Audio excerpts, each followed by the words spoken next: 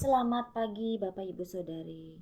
Kembali lagi kepada saya di vlog baca Alkitab setiap hari. Saya ini subuh ya. Subuh jam setengah, di sini pukul setengah 4 lewat ya, mau jam 4. Akan lanjutkan baca Alkitab di Kisah Para Rasul pasal 21. Kita akan lanjutkan ya, kemarin karena terakhir saya baca lagi hujan besar ya di rumah saya, jadi nggak kedengeran suaranya. Jadi kita subuh hari ini atau pagi hari ini kita akan lanjutkan ya. Sebelumnya kita akan berdoa dulu ya Bapak Ibu. Tuhan, terima kasih buat pagi hari ini Tuhan. Engkau menggerakkan kami, Engkau memberkati kami, Engkau memberikan kami kesehatan, dan Engkau memberikan kami kesempatan juga untuk membaca firman-Mu Tuhan, dan nafas yang Kau berikan ini Tuhan. Tuhan Yesus, kami mau Tuhan terus berterima kasih kepada Engkau Tuhan, bahwa semua ini karena kebaikan-Mu Tuhan, karena kemurahan-Mu. Terima kasih Tuhan, dan juga kami berdoa bagi setiap kami yang sedang sakit, agar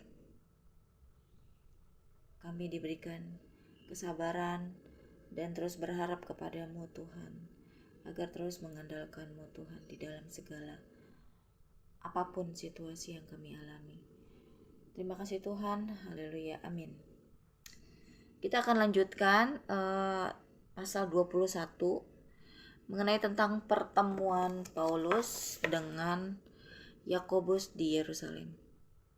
Sudah beberapa hari lamanya tinggal di Kaisarea, berkemaslah kami, lalu berangkat ke Yerusalem.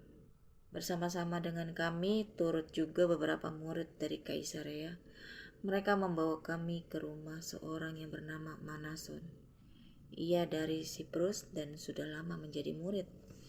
Kami akan menumpang di rumahnya. Ketika kami tiba di Yerusalem, semua saudara menyambut kami dengan suka hati.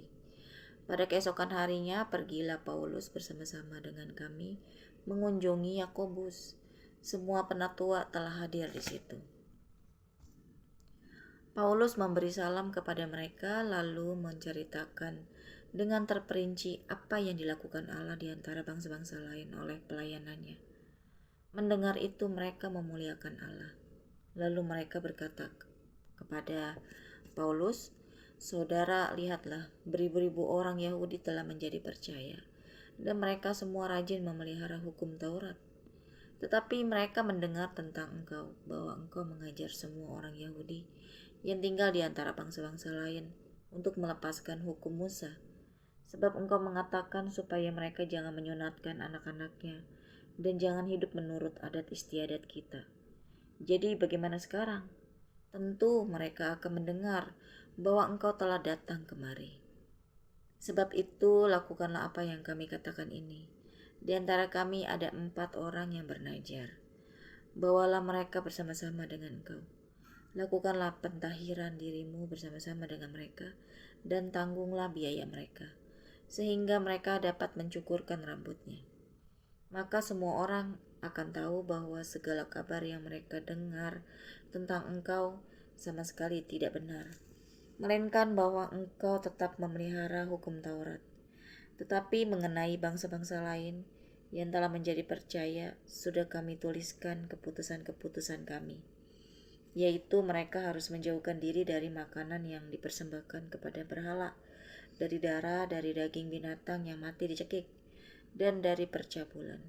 Pada hari berikutnya Paulus membawa orang-orang itu serta dengan dia, dan ia mentahirkan diri bersama-sama dengan mereka, lalu masuk ke bait Allah untuk memberitakan bila mana pentahiran akan selesai, dan persembahan akan dipersembahkan untuk mereka masing-masing. Paulus ditangkap. Ketika masa 7 hari itu sudah hampir berakhir, orang-orang Yahudi yang datang dari Asia melihat Paulus di dalam bait Allah. Lalu mereka menghasut rakyat dan menangkap dia, sambil berteriak, "Hai orang-orang Israel, Tolong, inilah orang yang dimana-mana mengajar semua orang untuk menentang bangsa kita dan menentang hukum Taurat dan tempat ini. Dan sekarang ia membawa orang-orang Yunani pula ke dalam bait Allah dan menajiskan tempat suci ini.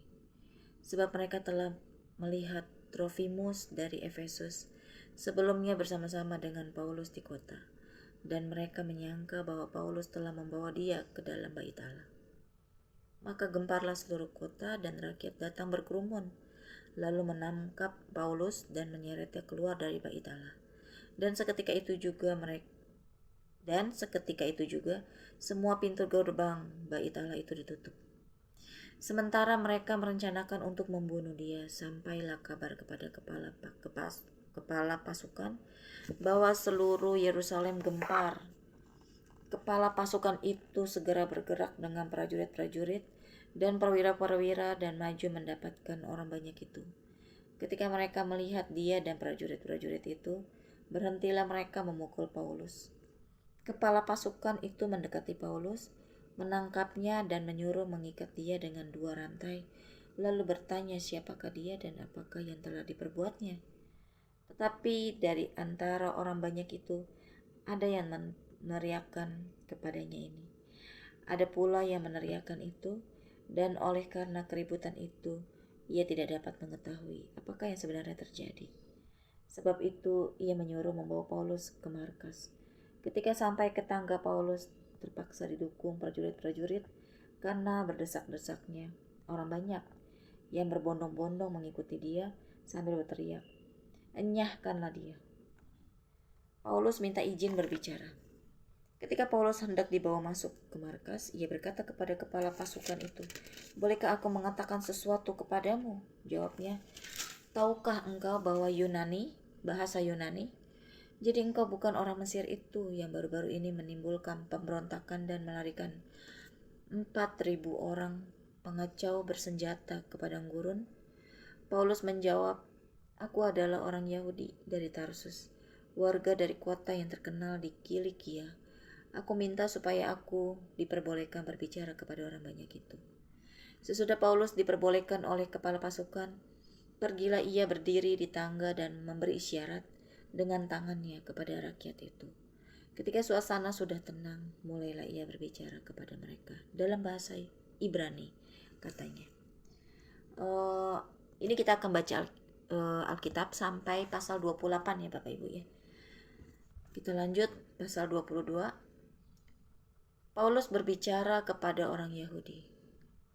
"Hai saudara-saudara dan bapak-bapak, dengarkanlah apa yang hendak kukatakan kepadamu sebagai pembelaan diri." Ketika orang banyak itu mendengar ia berbicara dalam bahasa Ibrani, makin tenanglah mereka. Ia berkata, "Aku adalah orang Yahudi, lahir di Tarsus, di tanah Kilikia, tetapi dibesarkan di kota ini. Dididik dengan teliti di bawah pimpinan Gamaliel dalam hukum nenek moyang kita, sehingga aku menjadi seorang yang giat bekerja bagi Allah sama seperti kamu semua pada waktu ini. Dan aku telah menganiaya pengikut-pengikut jalan Tuhan sampai mereka mati. Laki-laki dan perempuan kutangkap dan kuserahkan ke dalam penjara.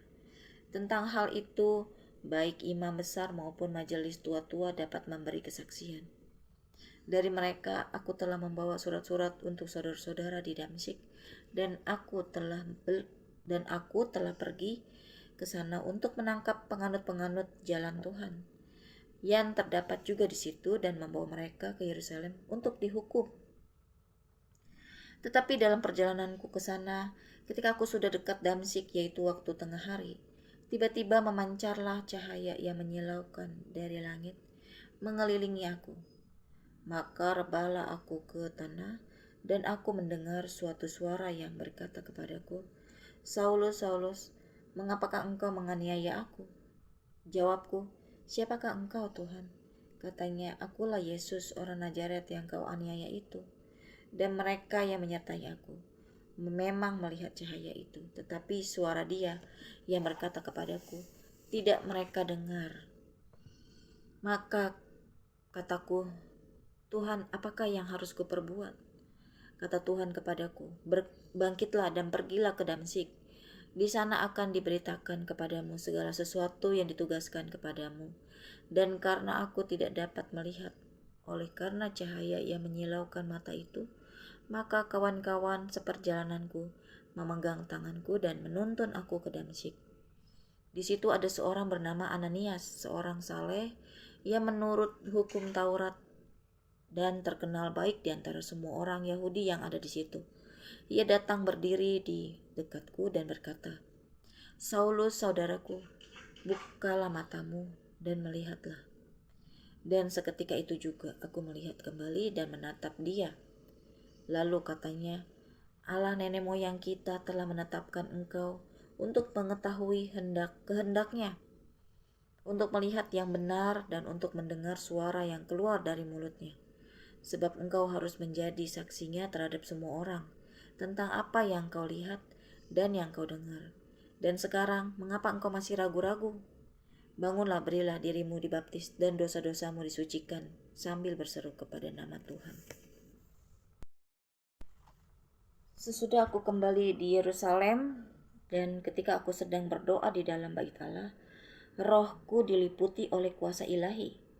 Aku melihat Dia yang berkata kepadaku, "Lekaslah, segeralah tinggalkan Yerusalem, sebab mereka tidak akan menerima kesaksianmu tentang aku."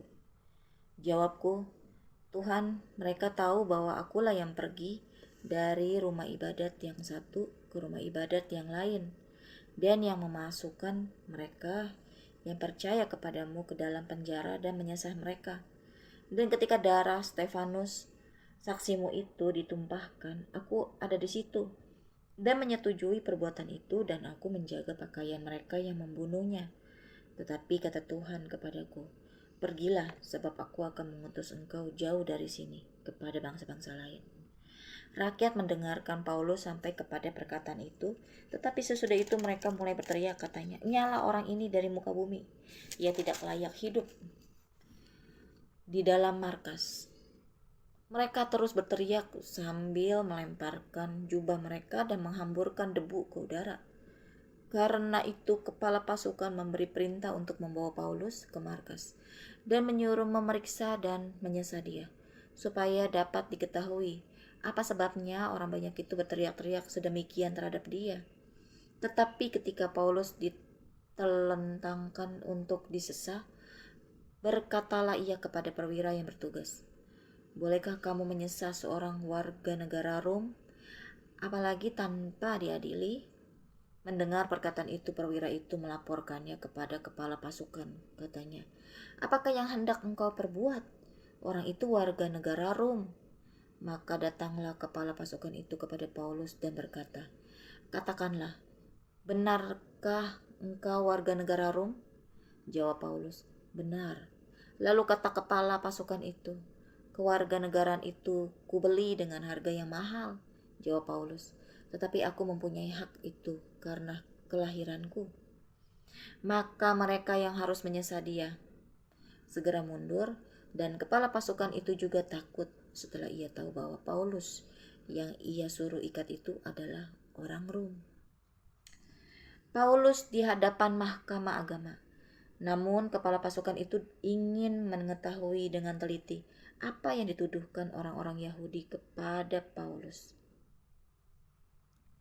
Karena itu pada keesokan harinya ia menyuruh mengambil Paulus dari penjara dan memerintahkan supaya imam-imam kepala dan seluruh mahkamah agama berkumpul. Lalu ia membawa Paulus dari markas dan menghadapkannya kepada mereka. Pasal 23, sambil menatap anggota-anggota mahkamah agama, Paulus berkata, "Hai saudara-saudaraku, sampai kepada hari ini aku tetap hidup dengan hati nurani yang murni di hadapan Allah." Tetapi imam besar Ananias menyuruh orang-orang yang berdiri dekat Paulus menampar mulut Paulus. Membalas itu, Paulus berkata kepadanya, "Allah akan menampar engkau, hai tembok yang dikapur putih-putih. Engkau duduk di sini untuk menghakimi aku menurut hukum Taurat. Namun engkau melanggar hukum Taurat oleh perintahmu untuk menampar aku." Dan orang-orang yang hadir di situ berkata, "Engkau mengejek imam besar Allah?" Jawab Paulus, "Hei saudara-saudara, aku tidak tahu bahwa ia adalah imam besar. Memang ada tertulis Janganlah engkau berkata jahat tentang seorang pemimpin bangsamu. Dan karena ia tahu bahwa sebagian dari mereka itu termasuk golongan orang Saduki dan sebagian termasuk golongan orang Farisi, ia berseru dalam mahkamah agama itu. Katanya, "Hai saudara-saudaraku, aku adalah orang Farisi, keturunan orang Farisi. Aku dihadapkan ke mahkamah ini karena aku mengharap akan kebangkitan orang mati." Ketika ia berkata demikian, timbullah perpecahan antara orang-orang Farisi dan orang-orang Saduki, dan terbagi-bagilah orang banyak itu. Sebab orang-orang Saduki mengatakan bahwa tidak ada kebangkitan dan tidak ada malaikat atau roh, tetapi orang-orang Farisi mengakui kedua-duanya. Maka terjadilah keributan besar. Beberapa ahli Taurat dari golongan Farisi tampil ke depan dan membantah dengan keras, katanya, "Kami sama sekali tidak menemukan sesuatu yang salah pada orang ini. Barangkali ada roh atau malaikat yang telah berbicara kepadanya." Maka terjadilah perpecahan besar, sehingga kepala pasukan takut kalau mereka akan mengoyak-ngoyak Paulus. Karena itu ia memerintahkan pasukan untuk turun ke bawah dan mengambil Paulus dari tengah-tengah mereka dan membawanya ke markas. Pada malam berikutnya Tuhan datang berdiri di sisinya dan berkata kepadanya, "Kuatkanlah hatimu. Sebab sebagaimana engkau dengan berani telah bersaksi tentang aku di Yerusalem, demikian jugalah hendaknya engkau pergi bersaksi di Roma." Komplotan orang-orang Yahudi. Dan setelah hari siang, orang-orang Yahudi mengadakan komplotan dan bersumpah dengan mengutuk diri bahwa mereka tidak akan makan atau minum sebelum mereka membunuh Paulus. Jumlah mereka yang mengadakan komplotan itu daripada 40 orang. Mereka pergi kepada imam-imam kepala dan tua-tua bangsa Yahudi dan berkata, "Kami telah bersumpah dengan mengutuk diri bahwa kami tidak akan makan atau minum sebelum kami membunuh Paulus. Karena itu hendaklah kamu bersama-sama dengan mahkamah agama menganjurkan kepada kepala pasukan supaya ia menghadapkan Paulus lagi kepada kamu. Seolah-olah kamu hendak memeriksa perkaranya lebih teliti, dan sementara itu kami sudah siap sedia untuk membunuh dia sebelum ia sampai kepada kamu. Akan tetapi kemenakan Paulus, anak saudaranya perempuan, mendengar tentang penghadangan itu. Ia datang ke markas dan setelah diizinkan masuk, ia memberitahukannya kepada Paulus. Lalu Paulus memanggil salah seorang perwira dan berkata kepadanya, "Bawalah anak ini kepada kepala pasukan, karena ada sesuatu yang perlu diberitahukannya kepadanya." Perwira itu membawanya kepada kepala pasukan dan berkata, "Paulus, orang tahanan itu, memanggil aku dan meminta supaya aku membawa anak muda ini kepadamu, sebab ada yang perlu diberitahukannya kepadamu." Maka kepala pasukan itu memegang tangan anak muda itu, lalu membawanya ke samping dan bertanya, "Apakah yang perlu kau beritahukan kepadaku?"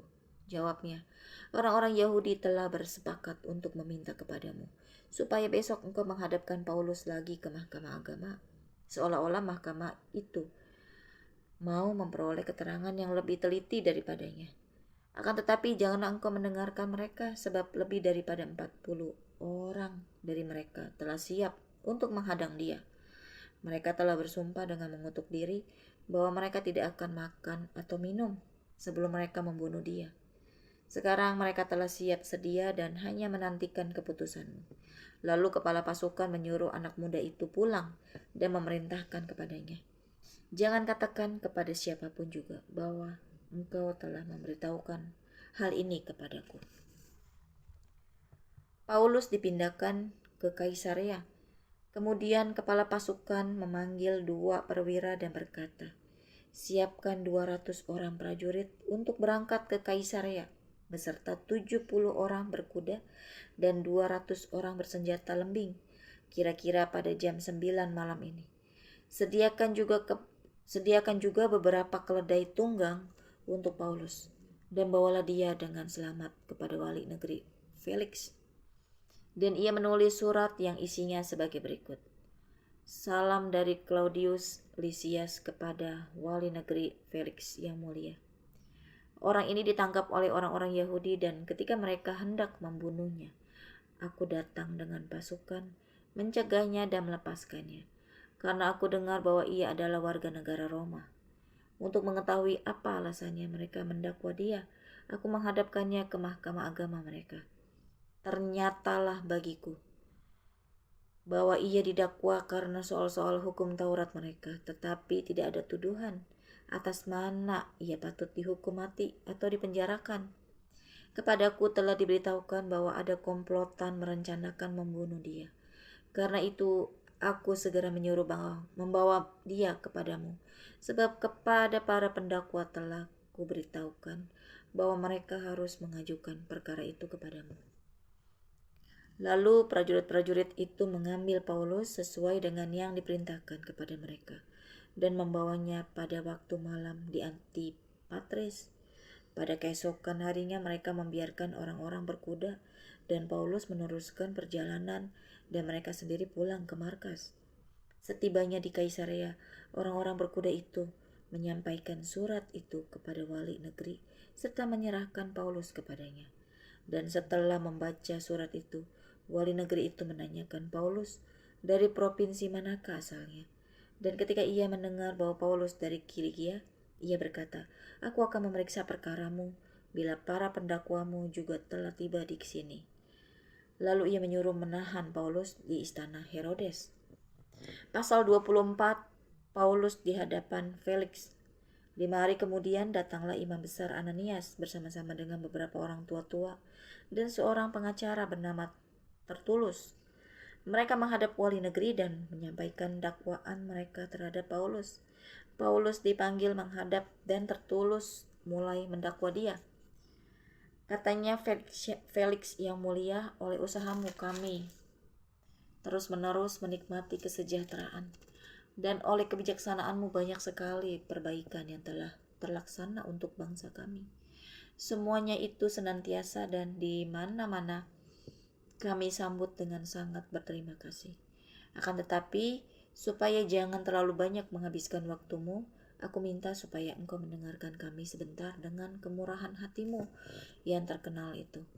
Telah nyata kepada kami bahwa orang ini adalah penyakit sampar, seorang yang menimbulkan kekacauan di antara semua orang Yahudi di seluruh dunia yang beradab, dan bahwa ia adalah seorang tokoh dari sekte orang Nasrani. Malahan ia mencoba melanggar kekudusan bait Allah. Oleh karena itu kami menangkap dia dan hendak menghakiminya menurut hukum Taurat kami. Tetapi kepala pasukan Lisias datang mencegahnya dan merebut dia dengan kekerasan dari tangan kami. Lalu menyuruh para pendakwa datang menghadap engkau. Jika engkau sendiri memeriksa dia, dapatlah engkau mengetahui segala sesuatu yang kami tuduhkan kepadanya. Dan juga orang-orang Yahudi menyokong dakwaan itu dengan mengatakan bahwa perkara itu sungguh demikian. Lalu wali negeri itu memberi isyarat kepada Paulus bahwa ia boleh berbicara. Maka berkatalah Paulus, "Aku tahu bahwa sudah bertahun-tahun lamanya engkau menjadi hakim atas bangsa ini. Karena itu tanpa ragu-ragu aku membela perkara ini. Di hadapanmu, engkau telah memastikan bahwa tidak lebih dari 12 hari yang lalu aku datang ke Yerusalem untuk beribadah. Dan tidak pernah orang mendapati aku sedang bertengkar dengan seseorang atau mengadakan huru-hara, baik di dalam bait Allah maupun di dalam rumah ibadat atau di tempat lain di kota. Dan mereka tidak dapat membuktikan kepadamu apa yang sekarang dituduhkan mereka kepada diriku. Tetapi aku mengakui kepadamu bahwa aku berbakti kepada Allah nenek moyang kami dengan menganut jalan Tuhan, yaitu jalan yang mereka sebut sekte. Aku percaya kepada segala sesuatu yang ada tertulis dalam hukum Taurat dan dalam kitab nabi-nabi. Aku menaruh pengharapan kepada Allah, sama seperti mereka juga, bahwa akan ada kebangkitan semua orang mati, baik orang-orang yang benar maupun orang-orang yang tidak benar. Sebab itu aku senantiasa berusaha untuk hidup dengan hati nurani yang murni di hadapan Allah dan manusia. Dan setelah beberapa tahun lamanya aku datang kembali ke Yerusalem untuk membawa pemberian bagi bangsaku dan untuk mempersembahkan persembahan. Sementara aku melakukan semuanya itu, beberapa orang Yahudi dari Asia mendapati aku di dalam bait Allah sesudah aku selesai mentahirkan diriku, tanpa orang banyak dan tanpa keributan. Merekalah yang sebenarnya harus menghadap engkau di sini dan mengajukan dakwaan mereka, jika mereka mempunyai sesuatu terhadap aku. Namun biarlah orang-orang yang hadir di sini sekarang menyatakan kejahatan apakah yang mereka dapati. Ketika aku dihadapkan di mahkamah agama, atau mungkinkah karena satu-satunya perkataan yang aku serukan ketika aku berdiri di tengah-tengah mereka, yakni karena hal kebangkitan orang-orang mati, aku hari ini dihadapkan kepada kamu. Tetapi Felix yang tahu benar-benar akan jalan Tuhan menangguhkan perkara mereka, katanya. Setibanya kepala pasukan Lisias di sini, aku akan mengambil keputusan dalam perkaramu. Lalu ia menyuruh perwira itu tetap menahan Paulus, tetapi dengan tahanan ringan, dan tidak boleh